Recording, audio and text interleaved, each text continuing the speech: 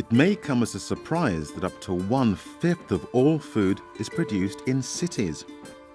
Urban agriculture is especially important in developing countries.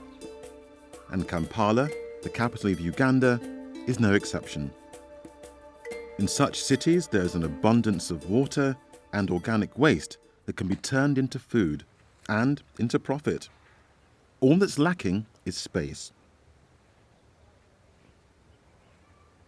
While all sorts of vegetables and fruit thrive in the city, dairy cows are commonly kept in backyards. This is called zero-grazing. The cows are kept in stalls and brought fodder to eat. Nabasiri Nalongo has been producing fresh milk for nearly 20 years. She feeds her cows on grasses that she grows in her garden. She benefits in many ways.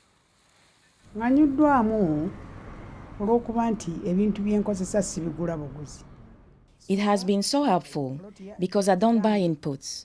The land is mine, the cows too, and I get money out of the activity. When you drink milk, you remain healthy too.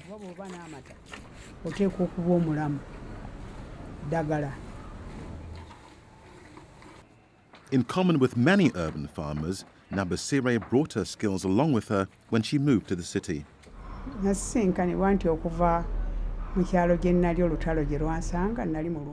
While I lived in a village, I used to keep cows and goats, and I was accustomed to it, so I just continued.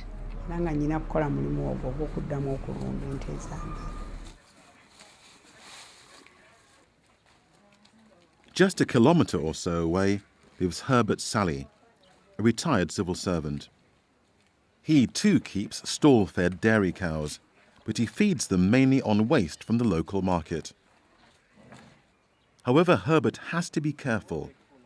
The banana peelings, discarded fruit and vegetable need to be sorted to remove harmful plastics. Herbert sells milk and he grows fruits and vegetables too. He's proud of his city farm and believes passionately in recycling, converting market leftovers into milk. But Herbert goes one step further. He turns the manure from his cows into domestic gas for cooking. Herbert had seen a biogas unit on a friend's farm and decided to build one himself. He traced the engineer and requested a design to match his needs.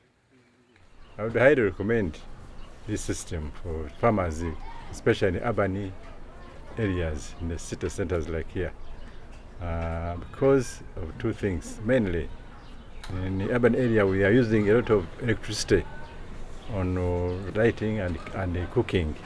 So when you use the system, you cut down the costs of electricity and fuel, and also improve the environment because you don't cut the trees around you to get fuel for cooking.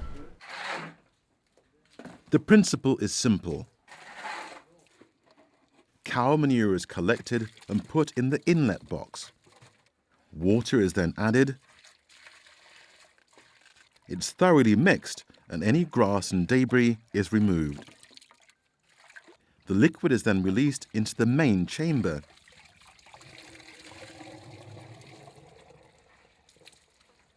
Here it goes through a process called anaerobic digestion. This releases biogas, which is primarily methane. The gas builds up at the top of the chamber and pressure forces it into a pipe, which then leads the gas to the kitchen for cooking. It can also be used for lighting. But there's another very useful output from this process: the slurry from the digested material. This odorless substance is rich organic manure. It's forced out of the biogas plant through fermentation and can be used to fertilize vegetables, fodder grasses, crops, and fruits. Cheaper biogas models are now on the market, but it's thanks to pioneers like Herbert that the technology is taking off. This is recycling at its best. Instead of creating a rubbish disposal problem, food waste is used as livestock fodder. Grass grown in urban gardens can be fed too. Milk is produced. The manure from the cows can then be turned into gas for cooking and lighting through a biogas plant. Natural fertilizer helps to grow plants for the home, or fodder for animals. This completes a virtuous cycle. Urban agriculture is consistently overlooked when we think of food production. Yet it has a vital role to play in feeding the world and in keeping cities both healthy and green. As urban farmers themselves have found out, the key is recycling resources that otherwise pile up as a pollution problem. And increasingly we're learning that productive, sustainable land management is crucial in cities and not just simply a rural concern.